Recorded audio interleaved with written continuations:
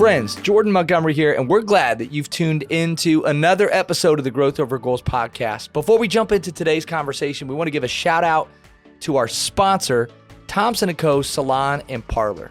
Thompson & Co. Salon and Parlor is a family-owned, stylist-owned community salon that fits the needs for all types of families. Located in downtown Iowa City and now a second location in Coralville, North Liberty area, TCO specializes in all things hair. In fact, that's where I've been getting my hair done for the last 7 years.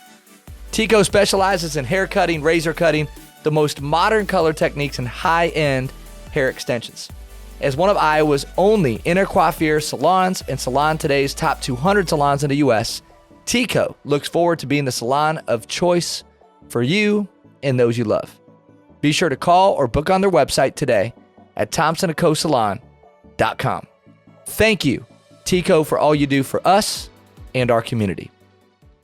Welcome back to the Growth Over Goals podcast. I'm your host, Jordan Montgomery. Good to be with you. Thank you for tuning in.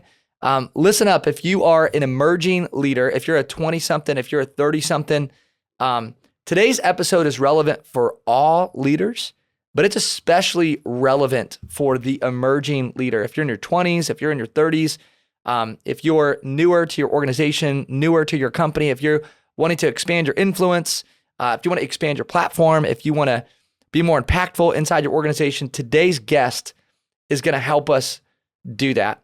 Today's guest wrote a book co-authored with John Gordon. It's called The Sale, all about character and integrity, practical application to character and integrity, really about leading up, about creating more impact, but doing it the right way.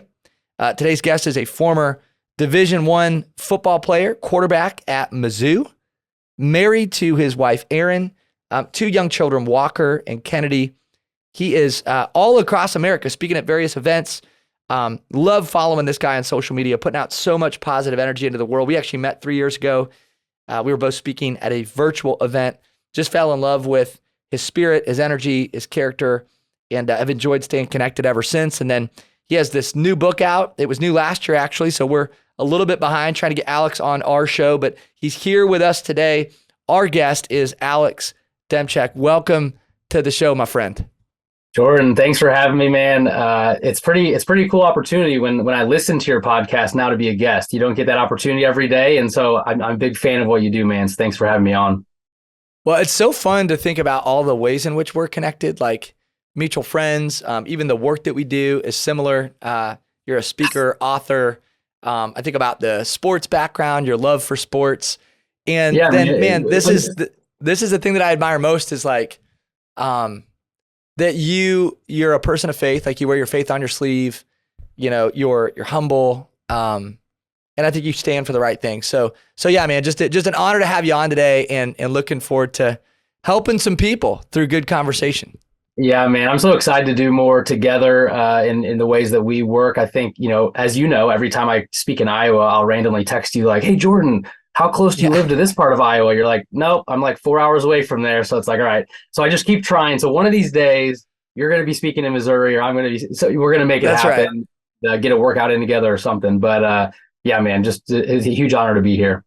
Well, honor to have you, man. Excited to help some folks today. Appreciate you investing your time and energy in our community.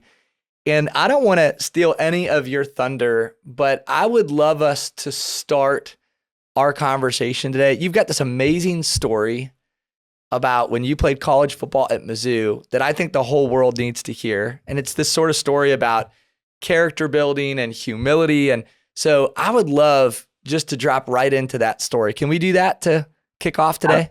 Absolutely. We're going to be raw and transparent right from the get-go today. So yeah, man, like many of your listeners, I was a sports fanatic growing up. I loved all kinds of sports. I remember my grandpa, he said, he was like, son, I was so dedicated during football season. I didn't even date girls during football season. And I was like, all right, grandpa, but I did date one girl my freshman year. She was a cutie. But other than that, I was like, I'm focused, and get the chance to walk on at University of Missouri.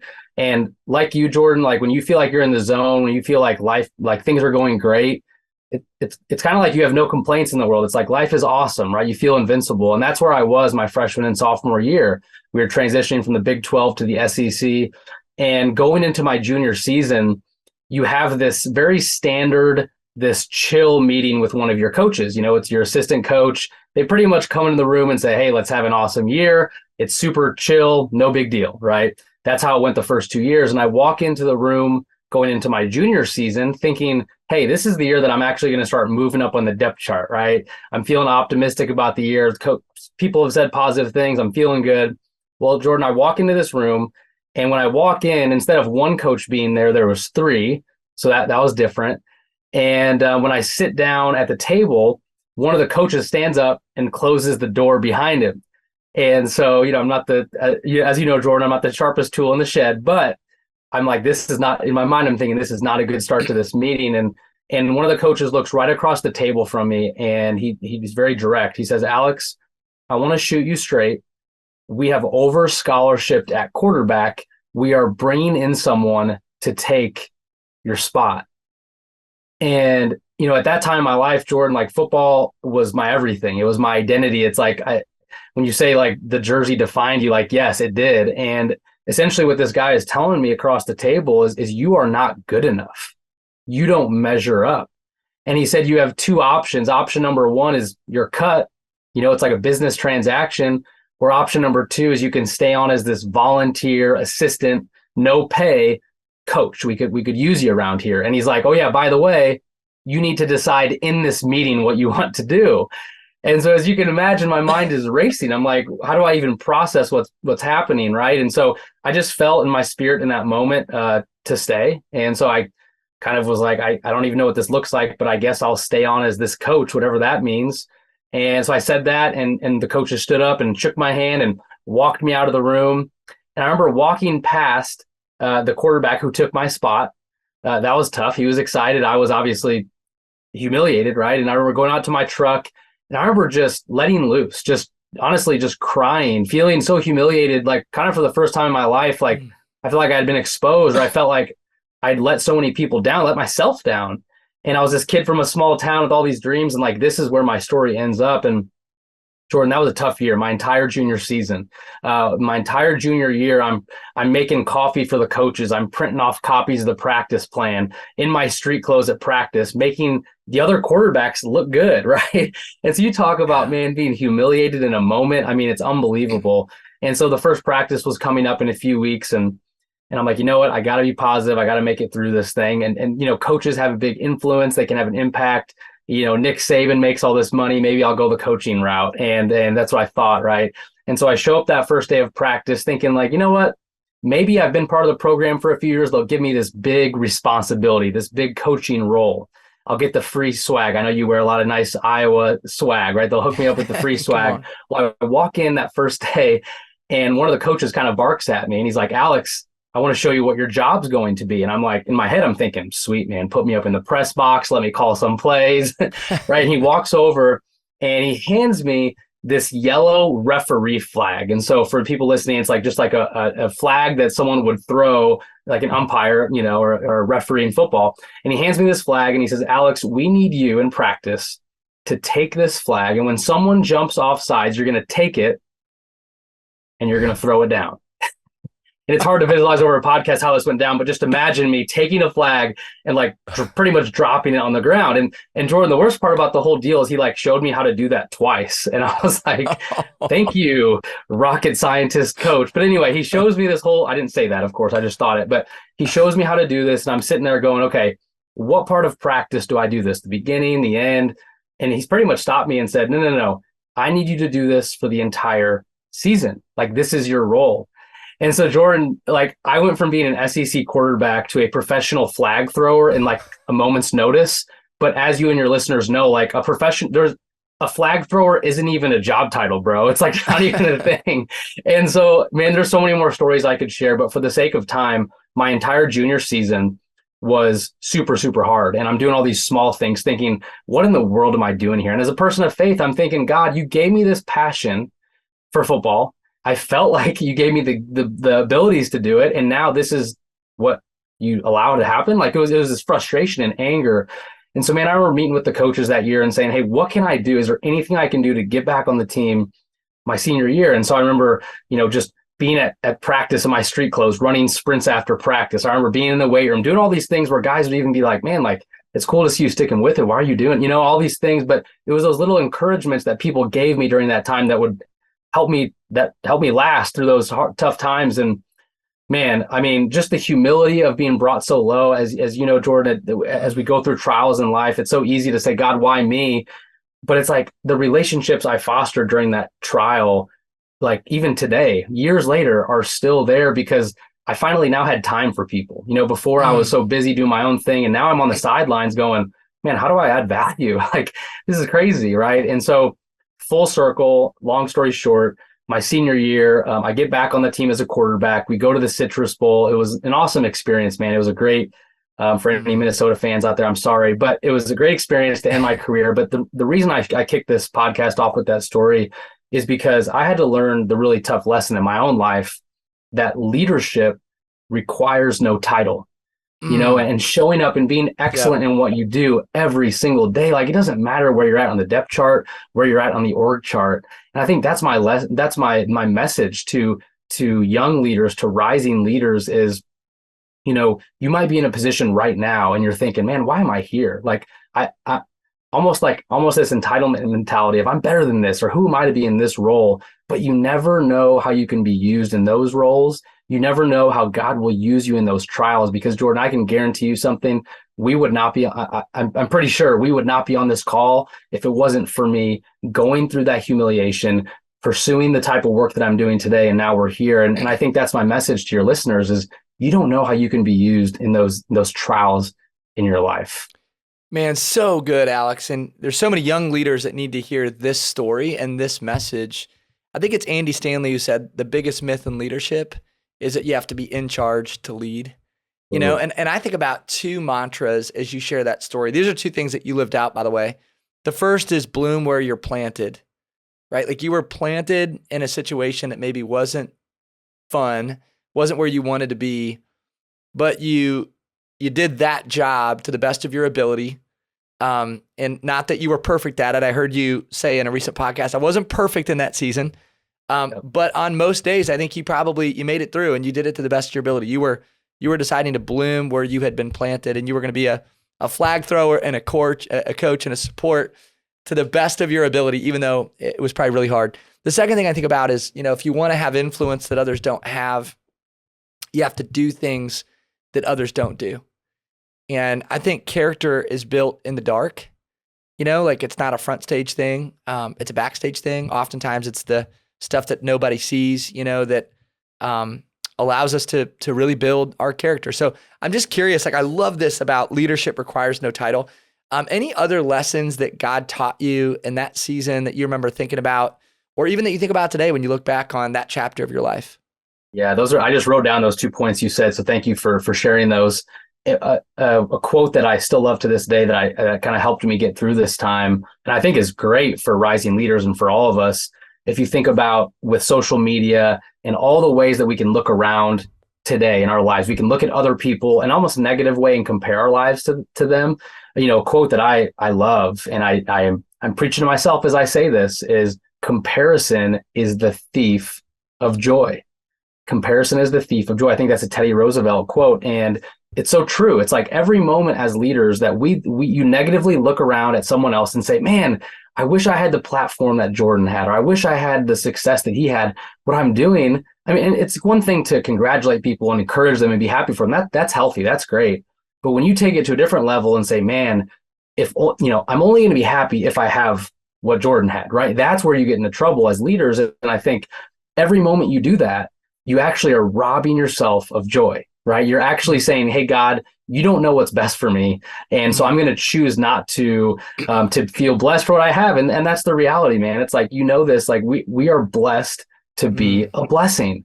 And I think when you navigate out of that mindset and out of that heart posture, it changes the way that you work, because you're saying everything that I own, everything that I've been given is God has given to me, and I'm just going to be a faithful steward. And I think when you navigate out of that stewardship mentality, right? That stewardship mentality, you're saying, hey, it's not mine, but I'm gonna freely give it away. I want to be open. I've been reading a book by Randy Alcorn. He's that author of 30 books, and he has a book called, I think it's Heaven, Eternity, and Possessions. And man, it's like almost 500 pages. but dude, it's been rocking my world. It's unbelievable. It's so countercultural, but he just talks about like everything we've been given is God's, right? And then we act sometimes like it's ours. We try to, hold on, but it's like, man, God really can use us when we loosen that grip and say, God, how can you use my resources, the things that you blessed me with, even the platform that you've given me? Like, God, how can I be a steward of that? So good, man. I'm reading the book of James, and just this morning read that scripture, in James, that all good things come from above. And what you said is, man, God is the giver of gifts, right? He gives us all something unique and different, and that's special. And the quickest way to kill something special is to compare it to something else, right? And so, man, I just love this Valley story at Mizzou. Keep telling that story. You're going to continue to help a lot of people. Yeah, you're helping some people right now. There's somebody listening to this. There's some emerging leader, young person, maybe even a developing leader that's hearing the story going, man, I'm in a season right now where I'm throwing a flag and I don't want to be doing it and it's not fun. But let Alex and I just encourage you, like sometimes God's preparation is packaged as pain, and he might be preparing you for something really exciting and really impactful out into the future. Alex, I think about your life, your story. He prepared you for some really cool stuff, man. You enter into the mortgage lending business, right? So you take a job in mortgage lending. Talk to us about that season, which then eventually takes us to, author, speaker, but talk to us about this transition and transformation. Yeah, man. So I coached football for briefly right out of college. And then I got, like you said, I was doing sales for about 5 years. And during that time, I worked for an amazing company. Veterans United Home Loans, they were constantly ranked as like the top 10 company culture to work for in America, right? So it's almost like, in some ways, the dream job. And during that time, I connected with John Gordon before that, and I started doing speaking engagements on the side as a side hustle. And I think this is important to bring up because I'm sure a lot of people listening, maybe you're thinking, okay, I'm in this role, but I want to do this. And that's where I was, right? I had this side passion of speaking and writing that I'm like, man, I want to cultivate this, but I had this day job. I needed to provide for my family. And so Jordan, it took me 4.5 years of cultivating this side hustle where I would literally be at my cubicle, I'm slinging mortgages, and then I'm flying or I'm driving to a speaking event, sometimes another mortgage company, and then I'd come back, right? And so it was like I was living these two lives. And in December 18th of 2021, again, I loved the company. I still do. I was able to walk away from my full-time job 4.5 years later and go all in on speaking and writing. And that's my message to people is I didn't just wake up one day and say, you know what, I have a mortgage payment, I have a stay-at-home wife, I have children, I'm going to just quit. And no, like there's kind of a framework that I established to do that. Number one, I think wise counsel, people like you, man, people like John Gordon investing in me. I remember before I made the leap in the months leading up to that, I actually talked with 12 different people in my life, full-time speakers, authors, full-time people in the mortgage industry, family members, people that I know, man, that love me and that would tell me the honest truth. And Jordan, what's so cool is in asking those 12 people, I would just write down what they said. All 12 out of 12, when I gave them my numbers, I was vulnerable, all these things, they said, Alex, they said, if you don't make this jump, you will always look back and wonder. You will always have regret about what could have been. And so all 12 of them said a version of, you need to go for it. Like you need to make this jump. And man, things like that. And it's just crazy now being, a few years past that, it's unbelievable as when you go all in on something, the opportunities that God brings your way. And so, man, it's just been so fun to go all in. Cause I did feel like in some ways, and here's a valuable lesson. When I had my full-time job at the 9 to 5 and then was doing speaking, if I'm being totally transparent, there's times that I use that as a crutch. So what I would do is I would think in my head, I never said it out loud, but I would think, okay, I have this 9 to 5, good job, stable job. So if I go to a speaking engagement and let's say maybe I don't do so well, or it doesn't, my jokes don't land, whatever, it's all good because I can go right back to my job. And if things weren't going good at my job, I could say, well, I have this side hustle that's providing for, and so I actually use that and actually hurt my career, I think, or maybe not hurt my career, but I think it delayed the way I was able to progress. And I think it was when I fully went all in a way, I was open by saying, hey, I could be a really bad keynote speaker, but I'm going to go all in and try it.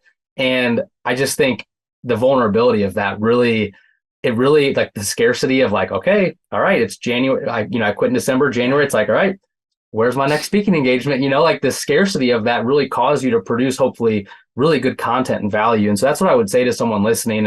If you're in transition or you're thinking about that, it doesn't have to be a tomorrow thing. It took me 4.5 years, but how can you take a step towards that in some way? So I want to point something out about your journey though, that to me is different from how a lot of speakers and coaches go about their business.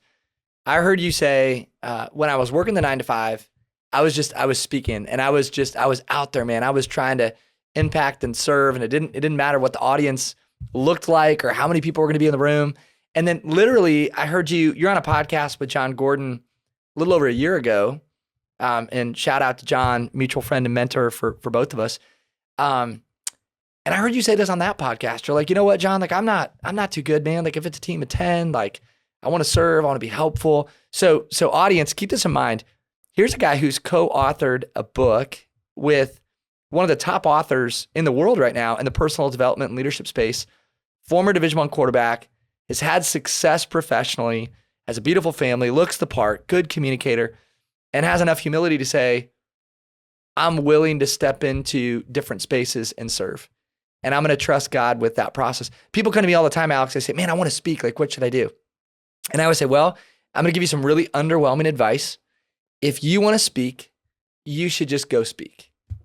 Yep. Don't worry about the audience. Don't worry about what the event or the fee. Like, man, if you want to be impactful as a speaker, just go hone your craft and serve and take all the at-bats, that you can get. And I've watched you do that. And now, man, the stages are for you getting bigger and the rooms are more full, and I'm sure the fees are going up. But could you speak to that? Just like maybe the humility or stewardship and what maybe even God has taught you in that sort of process? It's a great question. And I got to tell you a quick Iowa story that you'll appreciate this one, Come man. on. So, when we came out with the sale on the book tour, going to all these places, it was actually the day that we found out. Daniel Decker on our team sent us a message that said, hey guys, the sale, our book, tomorrow it's going to come out that it hit the bestsellers list, right? And so I remember seeing this text. I'm thinking, oh man, this is really humbling. And I remember having a thought, Jordan, of like, okay, I had done 3 talks that day in Iowa to this school district. I had one more talk that night. So I was already tired, but I get this text. I'm like, all right, let's go. I'm going to crush this thing. And I had the thought of like, hey, this school is getting a discount. They're going to hear from one of the only bestsellers right now in the country. Let's go, right? I show up to the school, Jordan, thinking it's going to be amazing. Well, first off, it's the middle of nowhere, Iowa. I can't even remember the town, but I get there. I think it's Burlington actually, but it's like a really small part of it. Let's go. And I get there. The parking lot is empty, right? And I get in the room 5 minutes before, 2 minutes before the event. Literally, I wish I had the picture to show you for your listeners. One 4th grade kid showed up. Literally, it was like this family community event. It was at 7 p.m. that night, and I walk in the room, I see this one person, and I'm thinking, okay, I'm in the middle of nowhere. My family's at home. There's Thursday night football about to start. Like, what am I doing here, right? And man, I know as a Christian it was the Holy Spirit, but I just heard this question very clearly as I was walking into that room, and as I kind of was frustrated looking at this one kid. I'm like, what am I doing here? I heard this. Who am I to overlook the one? And I heard it so clearly, man. And I kind of just like readjusted my thoughts. I walk over to this sweet kid. I guess I should say his dad was there, so he had to drive him there. He was a 4th grader, so there was actually 2 people in the audience that night. But pat on the back there for the big audience. But just spending a few minutes with this kid and saying, hey man, you have such a bright future. Gave him a signed copy of my book. I mean, do 4th graders read business books? I don't know, but you got to start them young, right? But it's like spending a few minutes with this kid is what I needed, because now every time, to your point, man, whenever you get an opportunity, whether it's your local church or whatever, to go or wherever it is, it's like now my mentality is like, who is my one? Like, is there one person that needs the message? Is there one person? And so again, just like you, people ask me all the time, how do you get into speaking? Or, hey, do you get nervous before you speak? And the way I relate it to is I get the same energy that I do like before a football game back in my athlete days, where it's like this adrenaline, it's exciting. I don't get nervous because John Gordon is such a great example of this. He said over the years, hey, if you just focus on serving the audience, like you're not nervous. The nerves go away, because if you're looking to create value, if you're looking to say, how can I help one person who's struggling in the audience right now? How can I help one person overcome an obstacle, maybe a mindset shift, or, it changes. And then you get excited to be like, wow, I'm so grateful for this opportunity, man. So I think it really comes down to whether it's a family member, whether it's an opportunity to speak. It's like, who's that one person? Who's that one person Yeah, so that good. needs to hear your message? So good. Well, credit to you, man, for leaning in with a fourth grader and his dad, another character building, opportunity. And I've been there too, man, where the audience is small and it's not at all what you thought it was going to be. And you drove forever I remember, one time I spoke for the YMCA. I did it for free. It was like the early days of speaking. And it was just same thing. Like hardly anybody was there. It was late at night, middle of nowhere. And it's those moments that you reflect back on. I mean, if it didn't go through that, there's no way I'd have the opportunities I have today. So somebody needs to hear that today. I appreciate you sharing. I want to talk about the sale and get a little bit practical. So the sale is a story about a guy named Matt. Sales guy has some challenges, has to choose what's right over what's easy. Again, don't want to spoil the story. Go read the sale. But what I do want to do with you today, Alex, is I want to get a little bit practical, because somebody could say, oh, hey, I already know kind of what that book's about. It's about doing the right thing. It's about having integrity, and I just got to go have integrity and continue to have character and I'll be good. Well, you and I think would both argue that there's a process toward building character, building integrity, learning, growing, stewarding gifts well. So could you get practical with our listeners? Maybe just talk a little bit about, like, where do you see young leaders struggle, and what message, and we could tie this to the sale, but what message would you want young leaders to hear about growing in integrity and character? Yeah, that's so good, Jordan. Yeah, the main character in the book, his name is Matt, like you said. And John and I wrote the main character in a way that anyone reading the book could relate with that main character in some way. Like Matt's the type of guy that maybe either you met not know someone like Matt, or maybe you are Matt, where Matt's the guy where he's having success at work, things are going great, but at home things aren't, right? His wife Kendra, as you read in the book, told him, hey, look, you're not here to raise the kids. I'm doing this all alone. Like, you need to provide. Right. And his response is essentially, provide. Like, I make more money in a month than the average person does in a year. Like, who are you telling me to provide? Right. Mm-hmm. And so that's kind of his stance and his heart posture, which is not great. Right. And so, long story short, in the book, he has the chance to make the sale of a lifetime that would bring him $7 million, which, Jordan, I don't know about you, but that's a lot of money from where I come from. Right. So $7 million.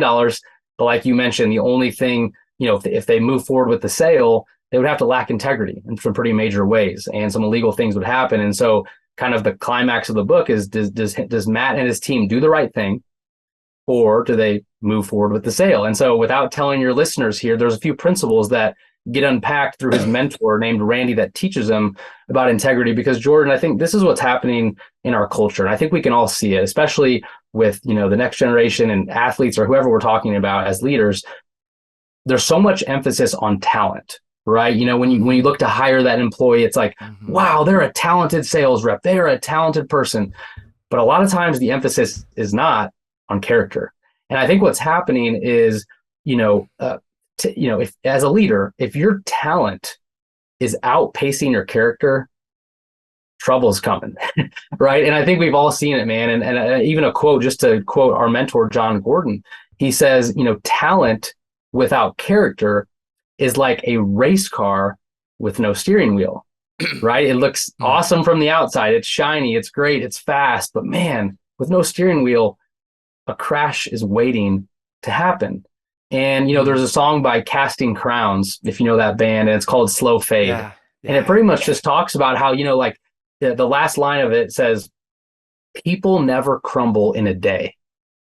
People never crumble in a day. And so true, Jordan, like when you look at leaders who maybe have made huge decisions that have affected so many people, in a negative way, you look back at their life and they would probably even admit it, like, hey, there was these small rationalizations, almost like when you think about the Dave Ramsey debt snowball, where it builds, it's almost the opposite, right? It's like these little negative things that happen, they start building up. And pretty soon it's like, wow, you look up and it's like, wow, I really did this crazy thing that I never intended to.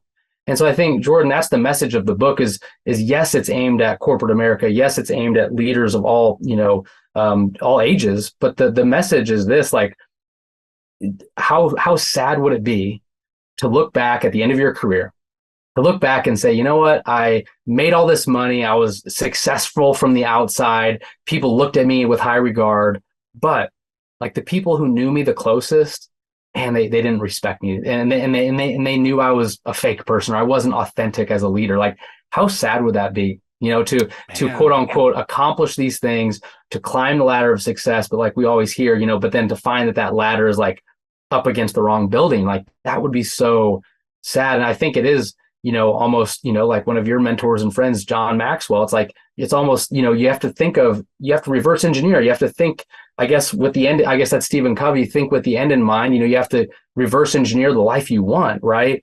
And I think for us as rising leaders, as people who are in that life stage, it's like, man, how can you focus on not just the X's and O's, because those things are great. Yeah, those are awesome. It's good. But it's like the foundational principles that allow you to have long-term success, I think, is what this book is aimed after.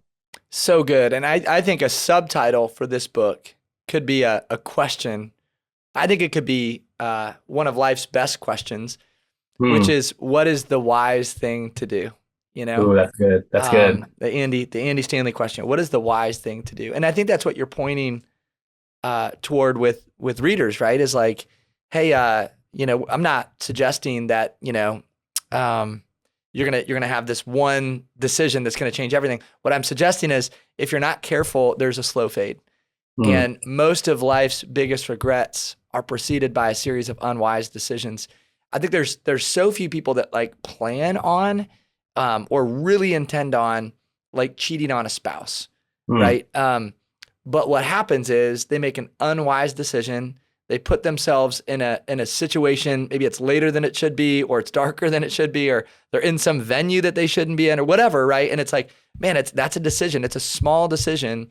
And it's sometimes not even that it's wrong, right? It's not even that it's immoral to be out past a certain time or in a certain venue. It's just unwise. And so, man, I think your book, The Sale, is helping people garner wisdom, think more deeply about their future, and begin with the end in mind. There's a twist at the end of the book. You got to go read the book. We're not going to spoil that. Go check out The Sale. Alex Demczak, John Gordon. Alex, you're talking about this book all across the country. I know it's a huge part of what you're speaking on, but you're also helping people get out their message today. So you're focused on your message and helping people, with keynote speaking and your training and your leading in so many different areas of life. But now you're actually helping people craft their own message. So I'd love to talk a little bit about that before we land the plane today and the work that you're doing with Streamline. So tell us a little bit more about that.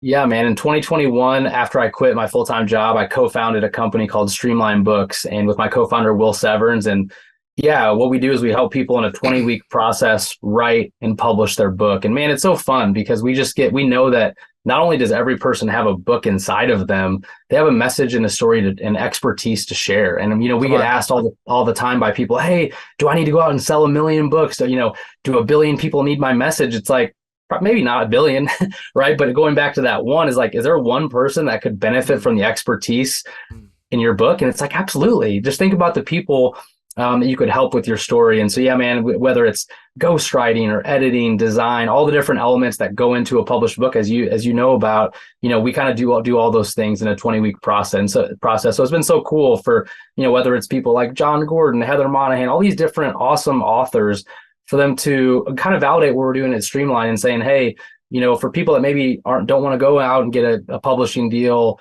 or wait multiple years to have their book, like they're like, hey, talk to Streamline. And it's just so fun for us to be able to help steward people's stories. And just a quick little story. We just published someone's book that he'd been in prison for 17 years. And you can only imagine the stories he has, right? And so he has no experience writing, but he's just an amazing guy. And so our team's able to, through interviews, pull out of him his message. And now he's out getting some of his first speaking engagements in Texas. And so, man, it's just an honor and a privilege to help people write their book. And yeah, man, that's a little bit about what we do. Well, bro, this is your spirit. This is the essence of Alex. I think you're a hope dealer, man. I think you deal hope. You just did it again with the book, right? Like, everybody's got a book inside of them. Reach out to Alex. If you think you got a book inside of you and Alex can be helpful, we're going to put a link in the show notes to Streamline. We'll have Alex's contact info. So reach out to Alex. We'd love to have you embark on that journey. And I think Alex would love to be a part of that process if it's a good fit. And also, man, love your humility and where you got your start. And I think somebody's listening to this today and they're going, well, maybe I'm more like Alex than what I thought. When we start your intro and it's like, man, best-selling author and keynote speaker and former Division I quarterback, somebody might look at you and go, wow, I'm not like Alex. He's more talented, or he was given gifts that I don't have. But then, man, your style and the way that you communicate and the way that you share your story, I think allows people to feel really connected to you. So I just want to speak that over you and encourage you, man. You're a hope dealer. You're a connector. You're an inspiration. You're a motivator. But I think it's because you have this humble posture and you've kept right perspective of where your gifts have come from. So I just appreciate that about you, man. And just loved sharing this conversation. We're going to run it back. There's more that we can do together. Before I let you go though, man, what's next for Alex? And then also, where can people find you? Those two questions I wanted you to respond to. Yeah, man, that's great. And I wish, I want to say so many things that are encouraging about you as well, man. I've just seen the work that you're doing, and you are, just so genuine, man. And so the way that you lead is for me, I just look up to you in so many ways. So thank you for leading the way in your business. I look at what you're doing, I'm saying, wow, it's incredible. And it's just such a positive way. And so, my website is alexspeaking.com. And then if you want to write a book, you can go to writemybooks.com. And man, I think what's next is just kind of raising my two kiddos right now. And I just started, coaching people on the speaking side of things as well. People who want to become speakers, get more into that regard, and helping, we help you write the book. We help you with speaking, all these different things that kind of tie together. So I think just overall, man, how can we help people? Our company verse for Streamline is Proverbs 31:8-9. And so it starts out by saying, open your mouth for the mute. And not that people are necessarily on mute, but I think the culture does put a lot of people on mute, or they say, I have this message, I don't know where to go next. And so if we can help people do that, man, I think in all these different circles, like how can we help be a voice to the voiceless and help, share God's message through them? It's good, man. So. Well, you're doing that work and it's fun to see you do it. I've just loved following the journey over the last few years, and I know that you and Aaron are just getting started. So, thanks for your friendship, man. Thanks for pouring your time and energy into our community. It means a lot. I know that you helped a whole bunch of people today.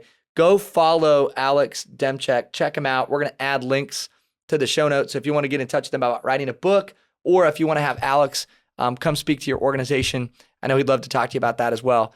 Alex, God bless you, bro. Thank you for being here, man. What a joy. Yeah, God bless you, brother. Thanks for having me, and we'll be doing something cool together soon, I'm sure. So no doubt. Look forward to many more conversations and doing more life with you. So thanks again for being on. See you, brother. This has been another episode of the Growth Over Goals podcast. I'm your host, Jordan Montgomery. Thank you for listening. Thanks for being here. If you found any value in this episode, I would love it if you would rate, review, subscribe to this podcast in an effort that we might move our mission of impact forward. I also want to say thank you to our producers, John Choate and James Roth of Storyline Multimedia, for all of the work that they do behind the scenes to make this podcast go. Be well, be great. Have a wonderful day.